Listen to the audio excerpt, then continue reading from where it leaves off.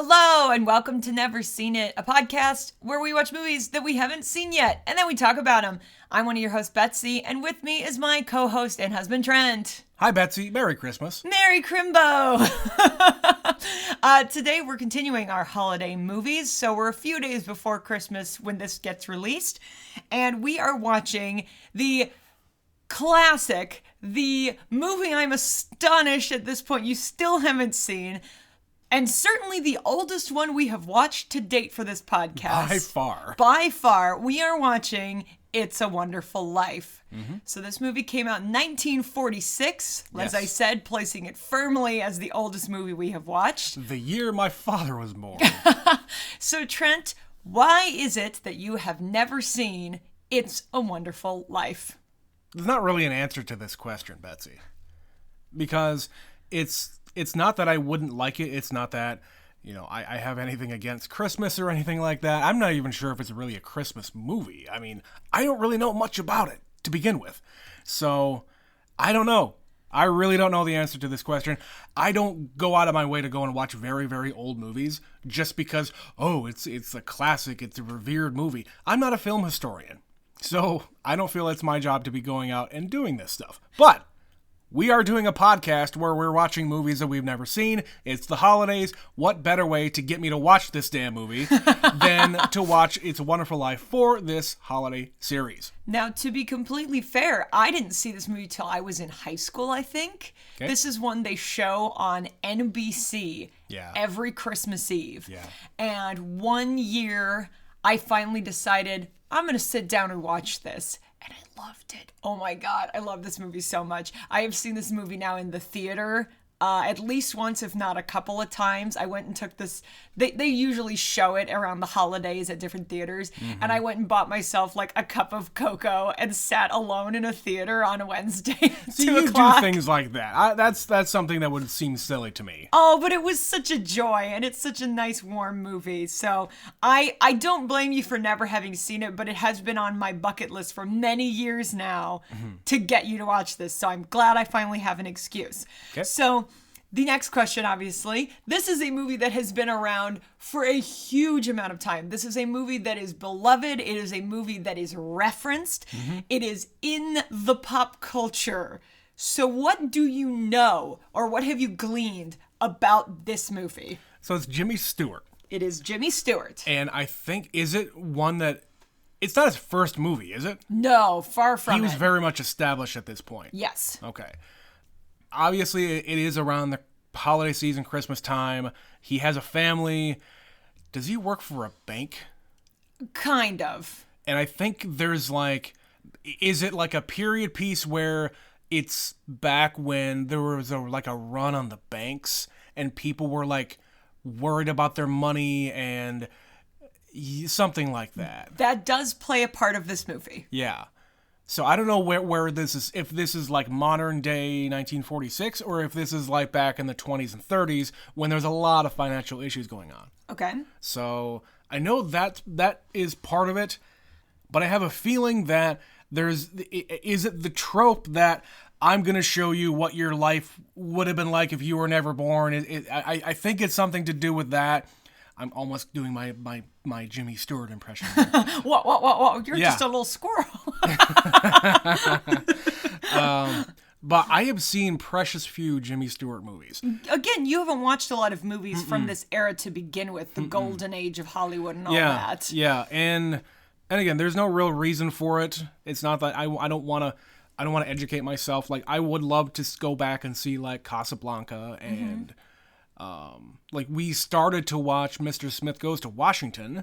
We watched the first half of that. I don't know the reason why we never went back to it, but yeah, I mean, I'm interested in seeing it and how it's depicted and what I can glean from it that I know from the rest of pop culture. Yeah, I think what you're going to find is you spend half of this movie recognizing scenes, not because you've watched this movie, but because other people have recreated them. You've seen it in other stuff. Yeah. Yes. And there's definitely some iconic shots and things. If you know what this movie is, you can see a still shot and identify, oh, that's from It's a Wonderful Life. Yeah, and like last night we were talking about this. One of the actors you mentioned has the last name Barrymore. Oh, yeah. There is a connection there to the Barrymore family, but as far as other actors go, I am skeptical you will know a single person in this movie, just given its age. Probably. The director is Frank Capra. Yeah, I was gonna say it's a Capra joint. Yep, and he also directed Mr. Smith Goes to Washington. Mm-hmm. So this is actually, I think, the third movie he'd made with Jimmy Stewart. Between this and You Can't Take It With You. Okay. So this is a very established duo. Yeah. Any other thoughts? Anything else? I don't think so. All right. I'm ready. Well, we're going to go and watch It's a Wonderful Life, and we will be right back.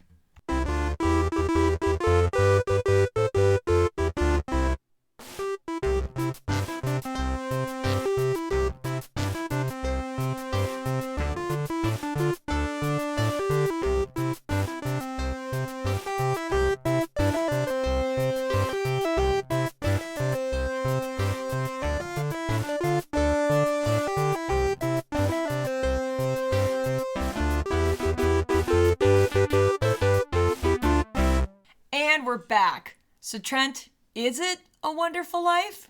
It was. It was? Yeah. What did you think? What were your feelings?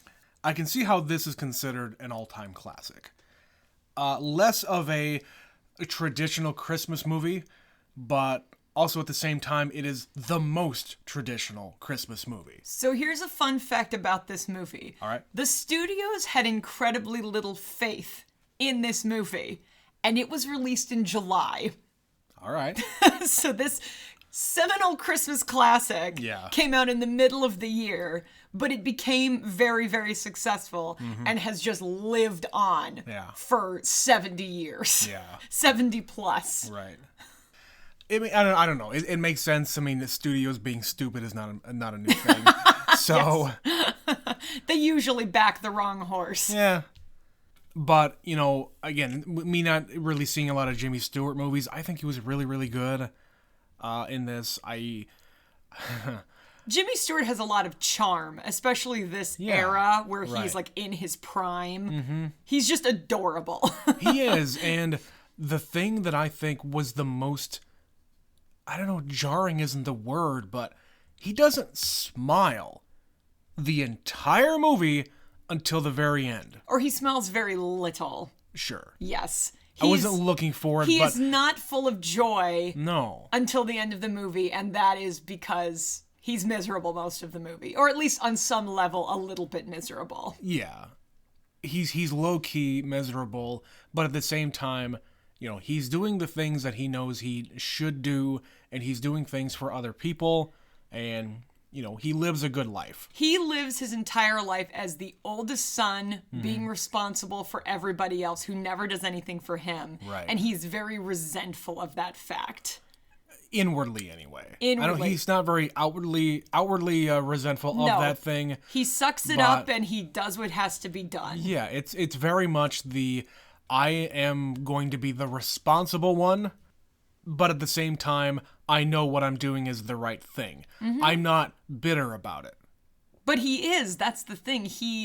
There's a part of him that is very resentful, and there's something that triggers all of that resentment all at once. I suppose. Because, when he's a kid, he's talking about, I'm going to be an explorer and I'm going to be an adventurer. When he's a young adult, he says, I'm going to Europe and I'm going to see everything there is to see. Mm-hmm. And then I'm going to go to college and then I'm going to build things and I'm going to change the world. So he's a dreamer. He has these huge dreams, and he lives in this podunk little town in New York, and he hates it there, and he has to get out because he feels like he's being smothered.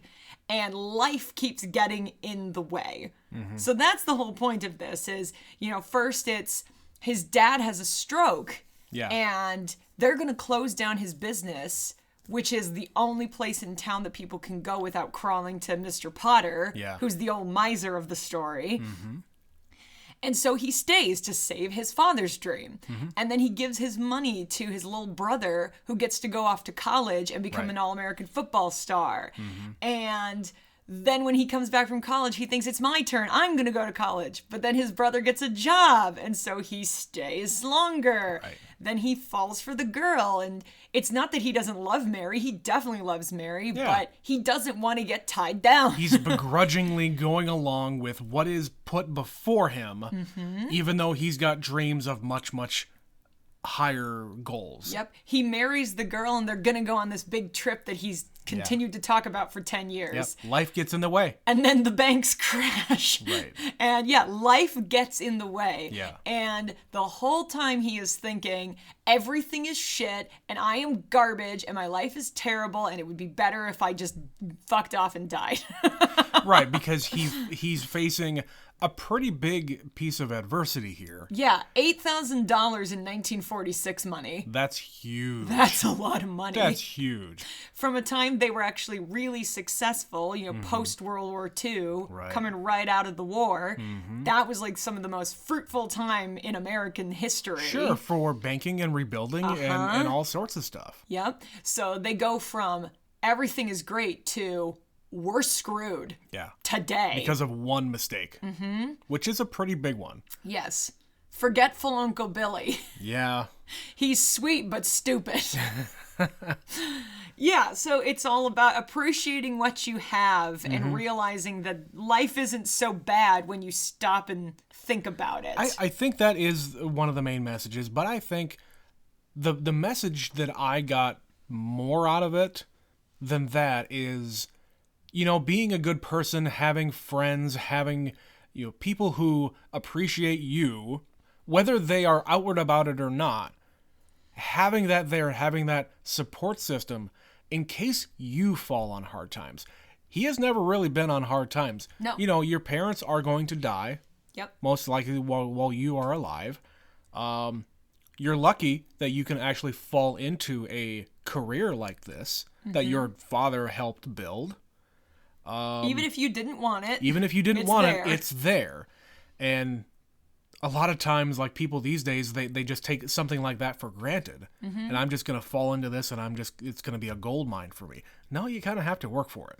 But at the same time, he taught his son that, this isn't just a money-making venture. Yeah. I'm not here just to squeeze as many dimes out of this place as I can. I'm helping people.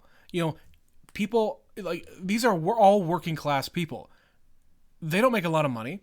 They're in a small town and a factory, like factories closed. They have a factory that goes out of business and half the town goes out of work. Right.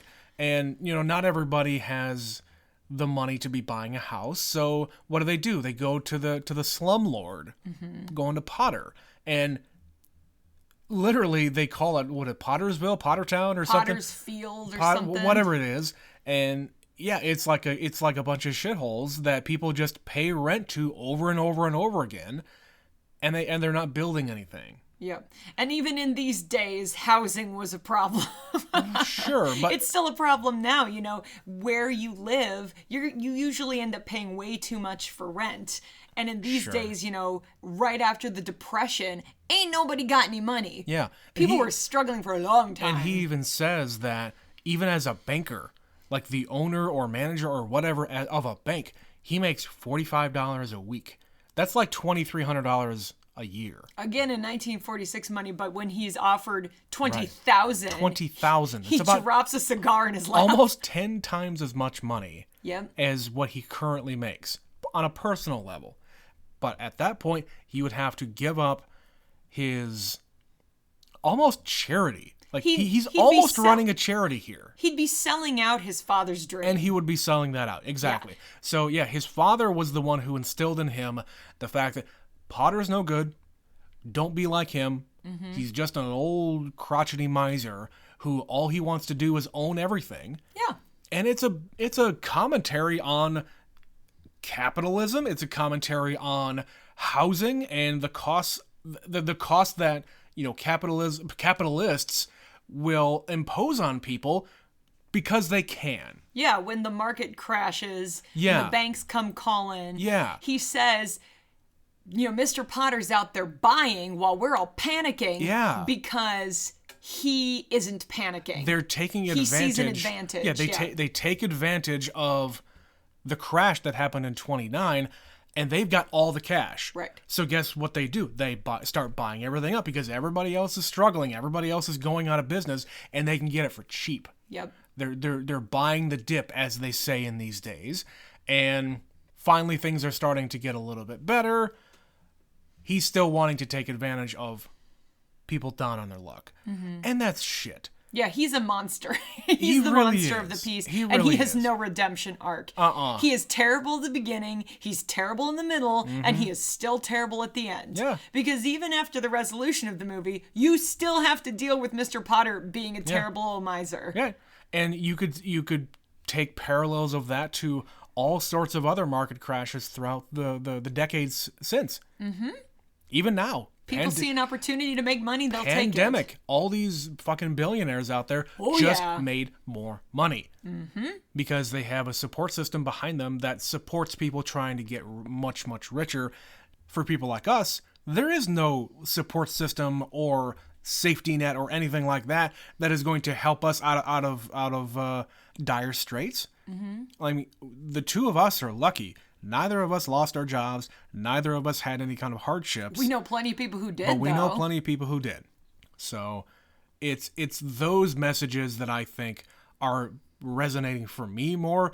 It's be a good person, and if you are struggling, other people will come to help you. Absolutely. Yeah, there's the phrase Capra-esque. And that comes from Frank Capra and movies like this. All his movies are like this, where it's kind of the little guy who falls on hard times but defeats adversity. Mm-hmm. And it's the David and Goliath thing. Yeah. And they have happy endings because they make you feel warm inside. So that's kind of the vision and the goal here is it doesn't always have to suck. Even if you think it sucks. Does it really? Right. Maybe you could come through to the light at the end of the tunnel. Exactly. And he doesn't even consider going out and trying to ask people for help because he's never had to do it before. Everybody always comes to him. Yep. And that's kind of his own pride, too. It is. It is. He doesn't want to ask for things. Yeah, I would be the same way. I would be the same way. I never want to ask for anything, but people, in my life, they have come to help me out. Even though I didn't ask them to. Yeah, so. That's the thing. They'll do it without being asked if they know. Yeah. They just have to know. They just have to know, exactly. So his wife goes out and starts telling people, it's like, oh, shit. So the entire town comes together and brings a basket full of money saying, oh, George is in trouble? I'm going to help out George because I would be homeless without him. I would have lost this. I would have lost that. Yeah. Oh my God, I need to go and help George. Well, and that's a small town. He literally spends the whole movie, he knows every single person's name. Yeah, he knows everybody, and they all know There's him. Bert. And Ernie. Fun little nugget in case none of you ever put that together. Right.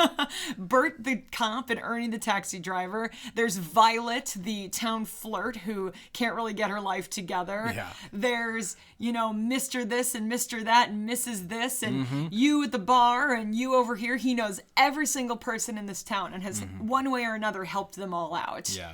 And even, like his little brother, the only reason his brother gets to be successful is because of what he gives up. He gives up going to college, so he hands over that money to Harry. Harry gets to be an All-American football player. When the war comes, he has an injured ear and he can't enlist. He can't go and do that, so he stays still home. Helps out. And he does the rubber drives and the can drives and anything and everything. The night guards. What do they call it? The air wardens? Air raid wardens? Air raid, yeah. Yep, he's doing that. And meanwhile, Harry gets to go off and win the Congressional Medal of Honor as a pilot who shoots down 15 enemy planes. Right. And all of that because of him. Well, and it's because he saves him. Yeah. When they were children in 1919. Yes.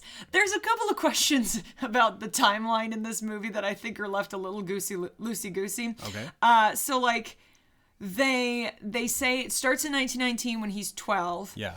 And then on the wall at the dance it says class of 1928. The assumption is 1929 is when the crash of the market happens, where all that is. Right. But they've already sent Harry to college, which would put this firmly in 1932. So I'm not entirely sure the ripples, like if that was a different crash or just crash. There were different crashes. Yeah. The 29 one was the biggest one, but it was tumultuous for years after that. That's what, I was watching it going, wait, if it was 28, and then they all go to college, which is 4 years, and then this happens. Right, and I don't know back then how many years that you're in, like, primary school, high school, college. I don't know what years that all happens. At what age did you go? Like, were there more years of, like, public schools? I mean, most kids graduated by the time they were, like, 17 in these I don't days. think people went to school for as long back then. Maybe not. I just assume, applying some math, it's at least more than a year. Yeah, I get that. But it's good to remember that, this is a different time. This is 100 years ago. Right. So one of the things that I'm always looking at in these movies is how much, especially back in these days, in the 1940s, when they're making a movie that takes place over about 25 years. Yeah. The times they care to make it look period accurate and the times they just don't give a shit. Yeah. It looks like the 1940s, this entire movie. Of course it does. And I love that. I know it's not accurate, but I really don't care. Yeah. And I'm looking at it, it's like 1919 and all these kids look like it's 1946. Yes, exactly. So, and the thing I pointed out while we were watching it was, his dad is depicted when he's a child. His dad is depicted the exact same way. Like 10, Jimmy Stewart is playing like 20 later. years old. Yeah. When he is first shown as an adult. Right. He's supposed to be like 21. Right, but his dad looks identical. Yeah. And I said, okay, that guy looks way too old to be the father of a fucking 8-year-old or however old he is. But I will argue this too. Well, he was supposed to be 12 at the beginning.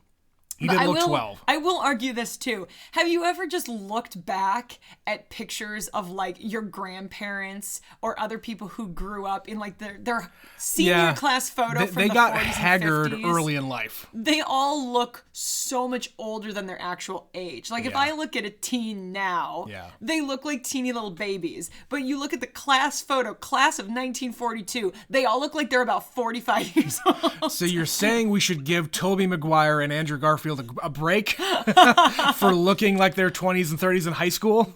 Yes, I guess so. I guess. Fine. It was so long ago, Betsy. I have beef. But yeah, so it's a funny little touch how it's like, we'll give you a slightly different bow tie. Yeah. But that's really it. They don't really make it look. They made it in the 40s. I'm not ever going to.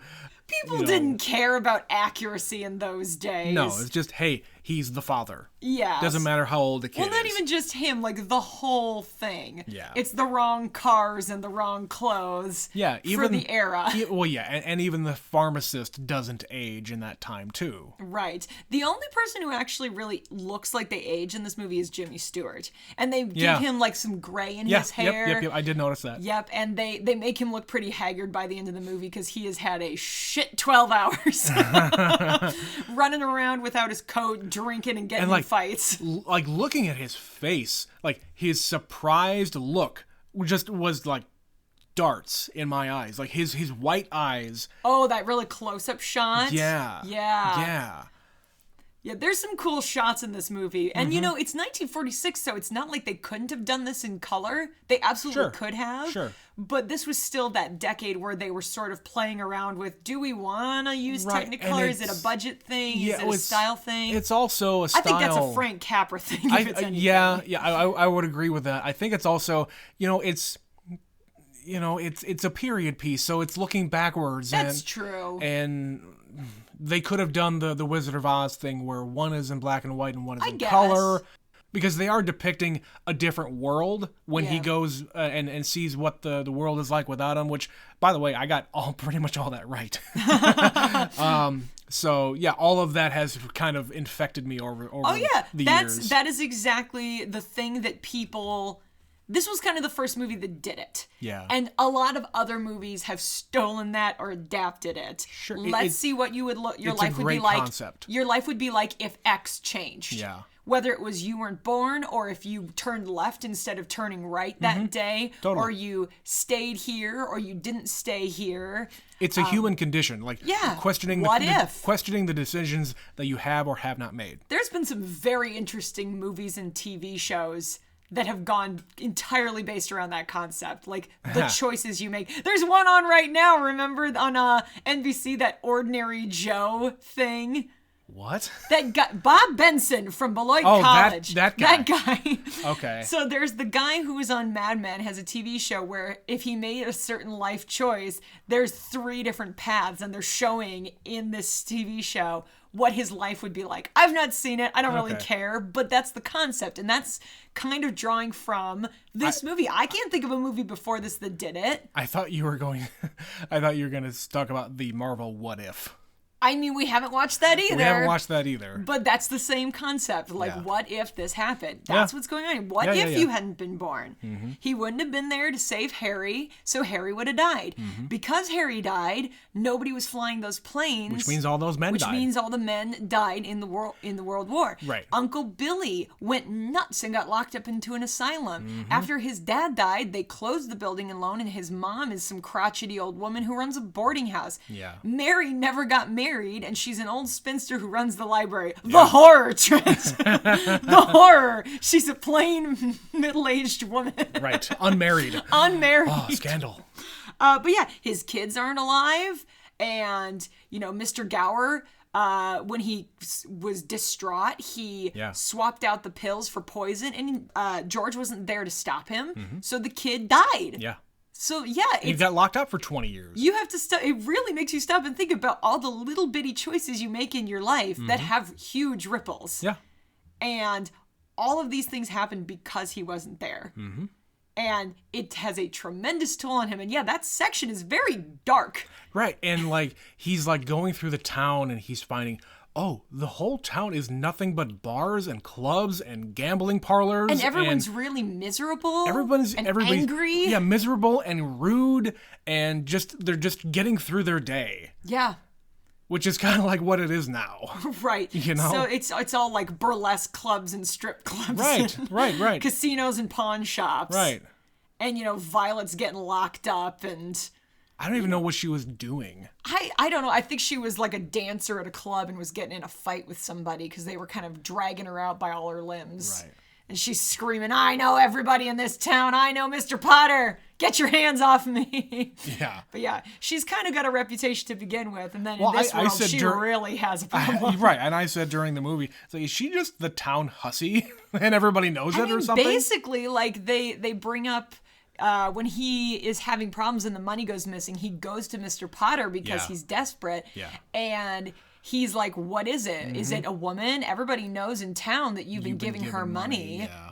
And people talk. Again, small town. Everybody knows everybody's business. Yeah. And so he's just appalled because he's just trying to help this person he's known his whole life. Yeah, and in 1946, you're not going to talk like that. No. Yeah. No, that's a big damn scandal. You do anything slightly out of line, it's a huge scandal. What would be considered a date these days? Sure. They go, even George and Mary, they go from kind of tiptoeing around their attraction to each other to immediately getting married. Because obviously you're not going to date. No. It's no, I'm choosing to marry you. Yep. That's it. Because you've known them your whole life. Yeah. This is good. We'll do this. We'll do this. They haven't gone crazy by the time they're 25. Sure, go ahead and marry him. Right. What do you think of those two together? I think it fits. Because you pointed out, the first time he sees her at the dance all grown up, it's this soft focus, and she's lit up very beautifully. I like that old school soft focus when they're looking at a woman. Yep. Where it's just she's glowing. She was glowing in this. Yeah. And then of course there's the scene where he's all frustrated and annoyed, and his mom is shoving him into Mary's arms she's a nice girl. Why don't you go talk to her? Right. She's awful nice. She's here. Sam. Well, she Sam just got back who from, she's dating. Yeah. But she doesn't like Sam. She likes you. She lights up like a firefly when you walk in the room. Yeah. And he's a dick to her. But then they get on the phone with Sam, and they're so close together. Yeah. And it's like palpable. Sure. The electricity where they're trying not to react to being 2 inches from each other's faces. Mm-hmm. And of course she's encouraging it. Right. She like starts rubbing her hair against his face. Mm-hmm. But she's also like breathlessly trying to continue this phone conversation. Well, she also, before, when they were in the parlor, she's like yelling at her mom, saying the phrase, saying the phrase, "He's making violent love to me." What, George Bailey? What does he want? Jesus Christ! Oh yeah, her mom does not like George. No. She wanted her to marry the rich guy in New York, which I get it. I get it. Yeah. Whose mother wouldn't want you to have a good life, especially if you come from podunk nowhere and you have no money? Yeah. And dad's not around, so mom can't take care of you forever. They don't talk about where her dad is. I mean, a lot of people just kind of died young in those days. Yeah. Medicine wasn't what it is today. And one thing that this is like pre-penicillin. Well, yeah, it is. And I pointed out during the movie, when George was young and he's working at the store, at the pharmacy. It's 1919. It's 1919. The dude gets a telegram saying that his son died of influenza. What was going on in 1919, guys? I had never thought about that, but Spanish of course, flu. I've also never watched this movie in a pandemic. Right. We all got a history lesson of the last time the world went into a pandemic. Yeah. And yeah, influenza in 1919. Mm-hmm. That makes a lot of sense. Mm-hmm. Mm-hmm. So, let's kind of go over some of the beats here. We're not going to go into the entire thing. But like you said in the intro, there's definitely parts of this movie that I've seen referenced elsewhere in various forms. So right at the very beginning, you see these celestial bodies. Yep. That are lighting up as they're talking. Mm-hmm. That I have seen in at least two different things. Probably The Simpsons. Probably some kind of anime. Well, anytime there's any kind of reference to a movie, it's probably The Simpsons. Right. For me, anyway. For you, the context for how you know it is almost always that. Right. So I've never seen The Godfather, but I could probably point out every single scene in The Godfather because I've watched all of the references in The Simpsons. You could piece it together. Yeah, exactly. So that one I've definitely seen before. Obviously, the very end where everybody's bringing in the money and whatnot. Yep. And when there's a run on the bank, I've seen that depicted in a lot of different forms. Again, also in The Simpsons. Right. Saying, well, your money's over in George's house and Mary's, whoever's house. Say, and Moe in The Simpsons say, well, why you got my money in your house, Gary? Or whatever it is.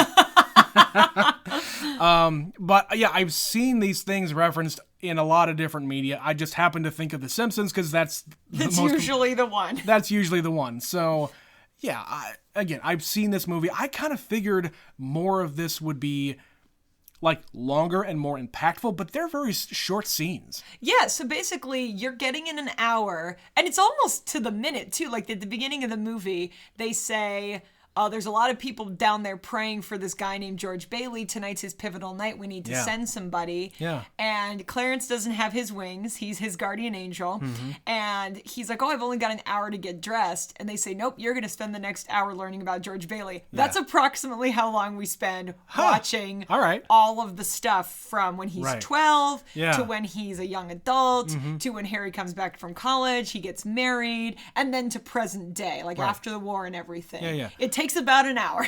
And I kind of like the fact that it was a longer movie because then you could keep piling up all of the different things that you see that George did. Yeah.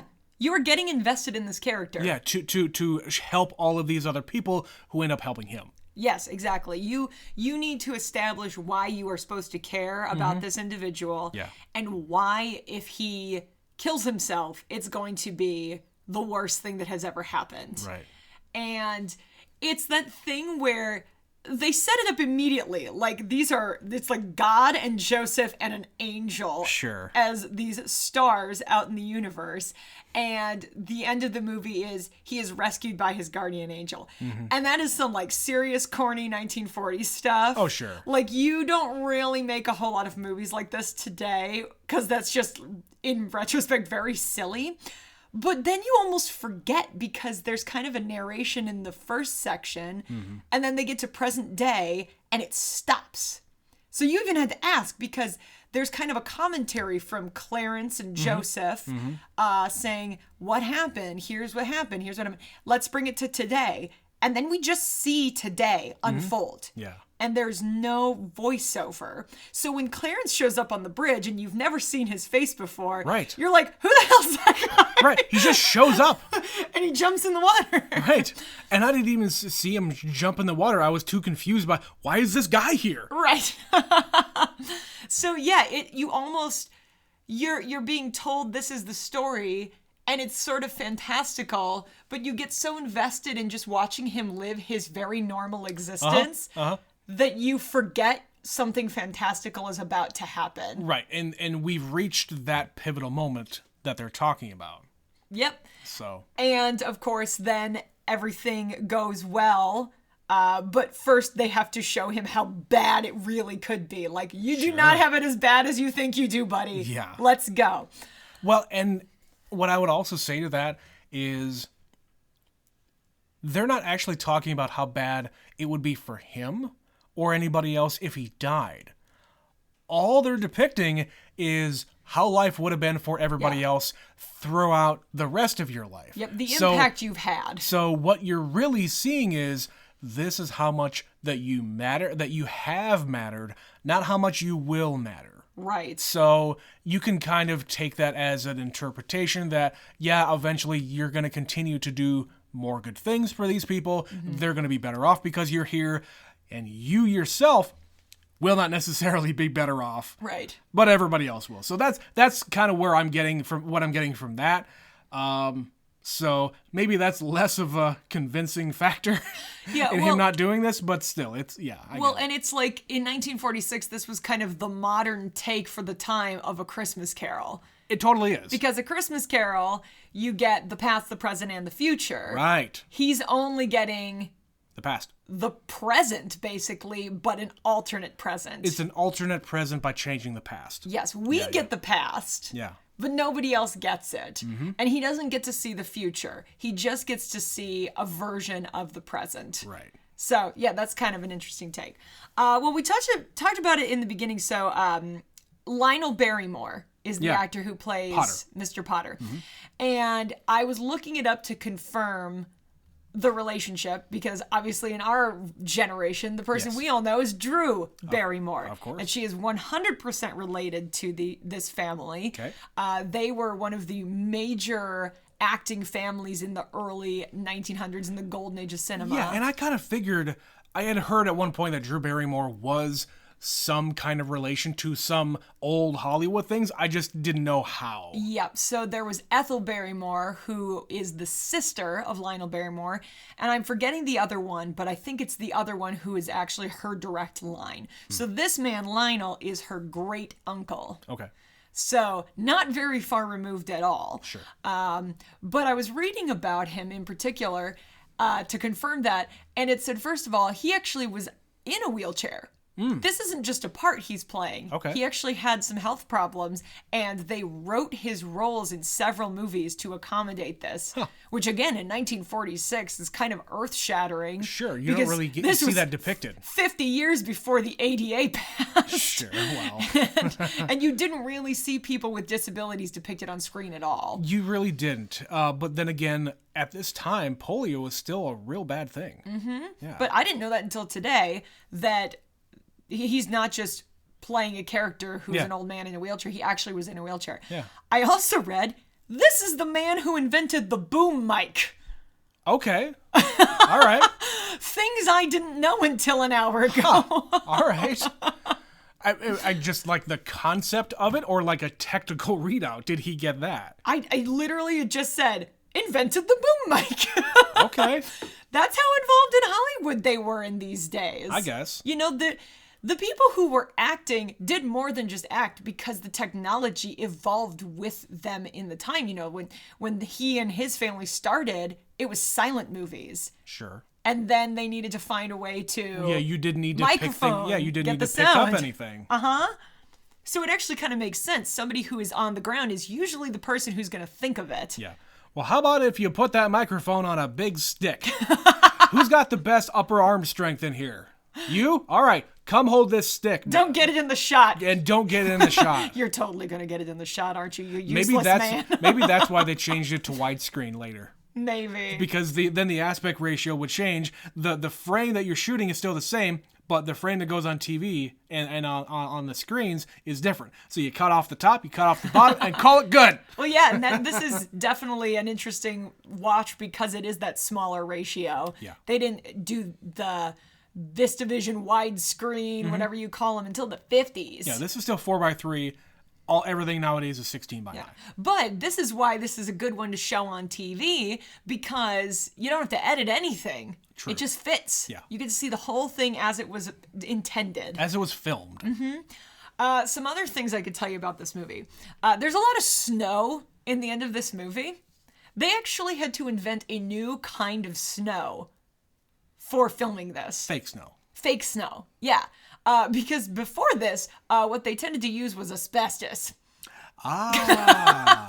Somewhere along the way, I don't think they had figured out that asbestos was bad. Or maybe this is asbestos. All I know is they invented new snow for this movie. They had to have a lot of it. They had to have a lot. Well, and even I noticed right after he crashed his car into the tree, like the snow, quote unquote, on the car looked really kind of haggard and didn't look right.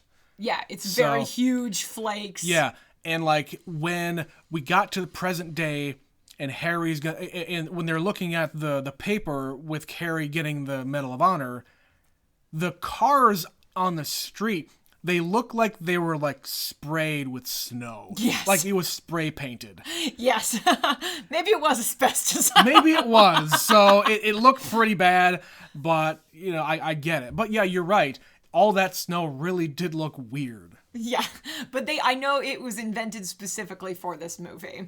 Oh, some other fun little nuggets. I pointed this out to you. So they go to a high school dance. Yeah. And there's a big scene where they're having like a Charleston competition, and they make a comment that George made the suggestion. They were building a new building. Yeah. And they put the gymnasium basically over a pool. So they have a big mechanical floor that opens and closes to cover up the pool. Yep. And it saved them a lot of extra money and another building. Yeah, they didn't have to build a gymnasium separate from what they already had. Yep. So the person somebody is there who was trying to ask Mary to dance, and he got the boot because she went to go dance with George. Sure. And he's standing there. The freckly guy. And somebody comes along and says, "Did you know there's a pool under this floor? Did you further know that button over there opens the floor?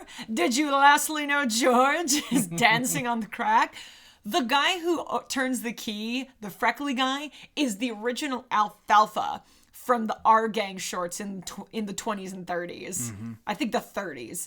But here he's all grown up. He had a very, very short career. Yeah. I don't know if you know this. He died a horrible death. He was like, I don't know if he killed himself or he was murdered. I heard that. I think he might have gotten murdered. But he had a very short life and a very small career after R Gang. He was kind of a huge star in the 20s and 30s. Yeah.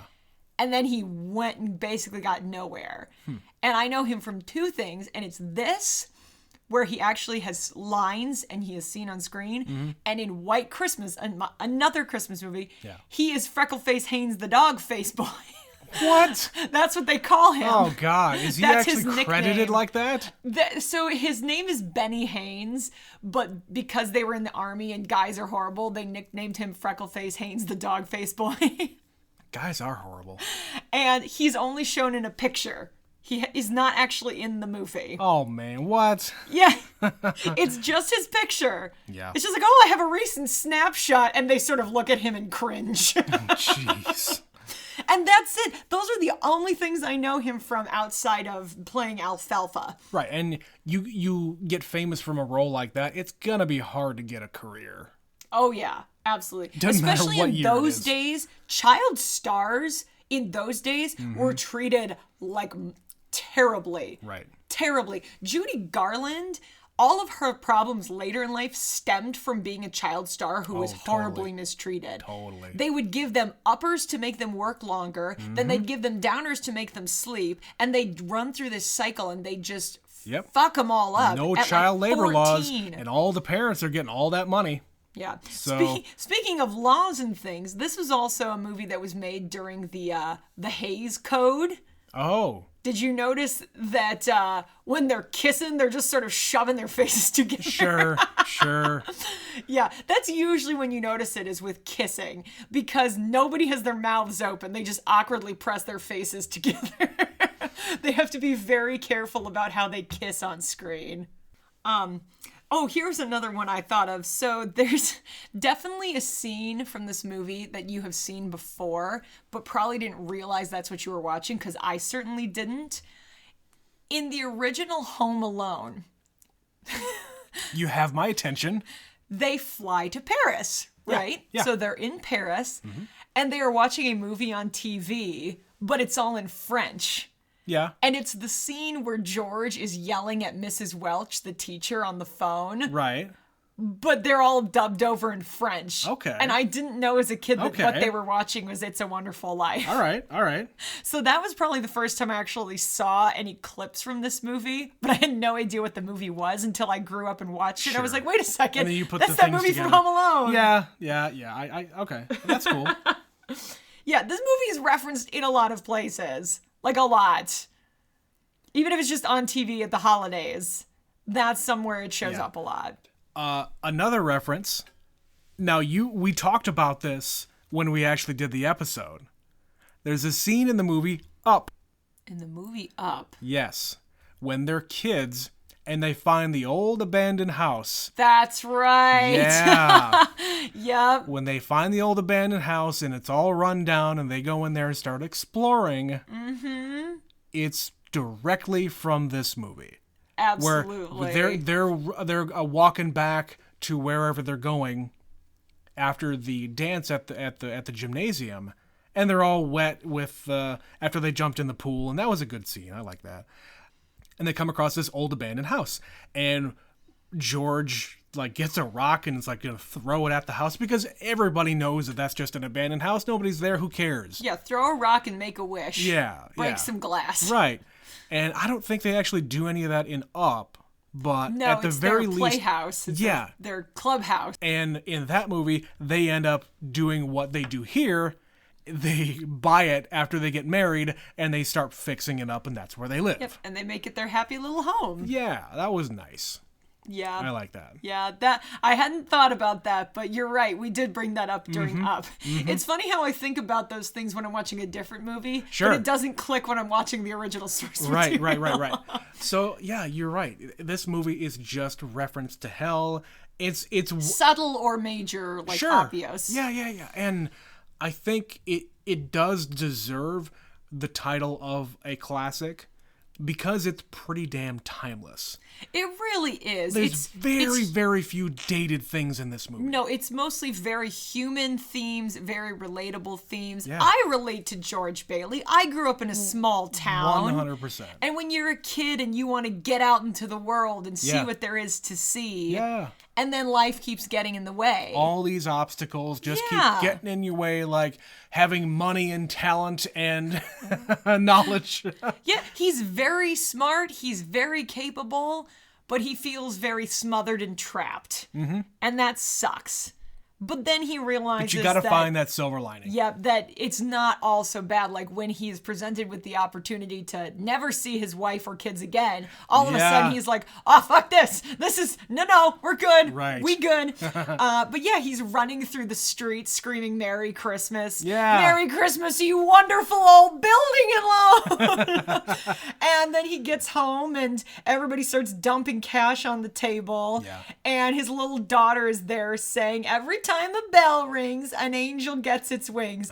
At which point my tears are streaming down my face. I don't know if you looked over, but pretty much that entire time, I'm just like, it's also my happening. Favorite part of that scene is like, it looks like there's like an FBI guy or like some federal agent there with an arrest warrant. Yep.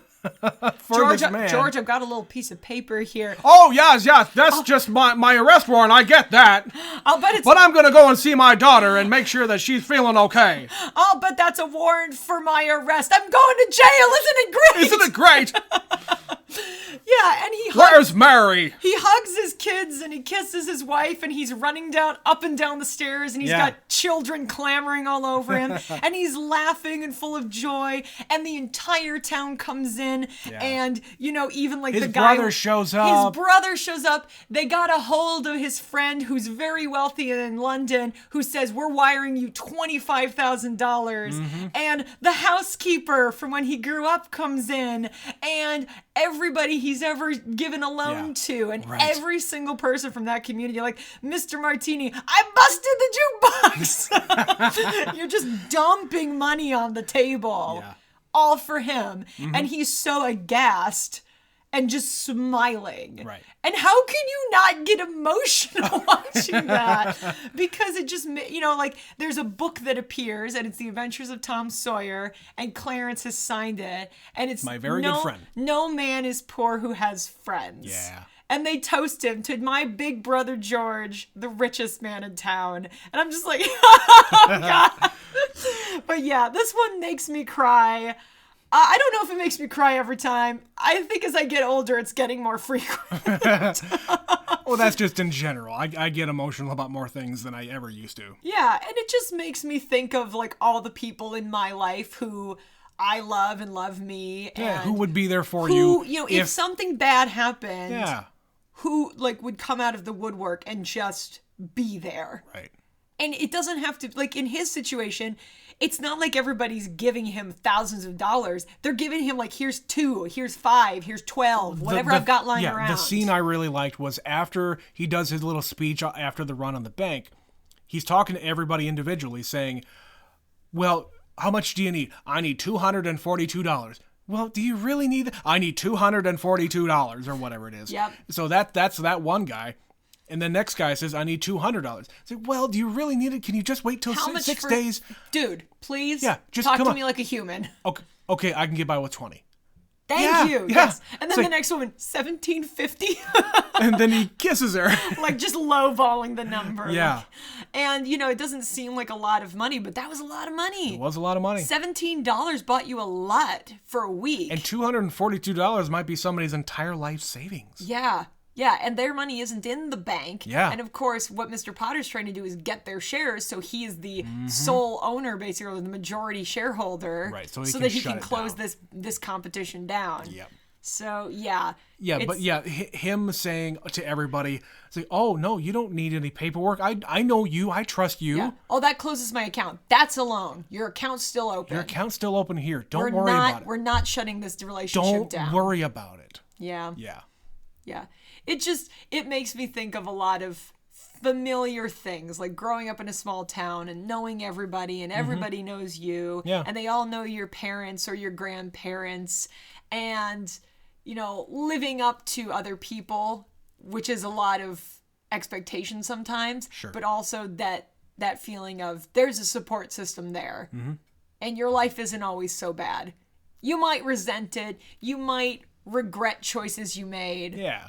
But also, your life isn't so bad if you stop and think about it. If you really just appreciate everything you have for a minute. Yeah. And isn't that the true spirit of Christmas, Betsy? It's a wonderful life, Trent. It's wonderful. Yes. But you get it now. You've seen this. I do. You understand why people like watching this one, why it's a Christmas Eve classic in particular. A lot of people watch this one on Christmas Eve. And the fact that people call it a Christmas movie it's barely a Christmas movie because the ending just happens to fall on Christmas or Christmas Eve. So many of these are, though. Yeah, again, who the hell cares? It's more the sentiment around it more than anything else. And that's what actually makes it a Christmas movie. Yep. It is the sentiment around it. A top tier, certainly. Absolutely. Yeah. This movie is nothing if it is not sentimental. Yeah. And it does that without being like totally saccharine and really trying to like poke you and say, oh, you're going to cry now, aren't you? Yeah. Cry, you little babies. I'm going to manipulate your emotions. Well, they did it. It worked. I've been manipulated. All right, Betsy. I think that's it. We got no emails today, but I want to hear from you guys. Please email us your thoughts about this movie. Is there another like all-time classic Christmas movie that we missed?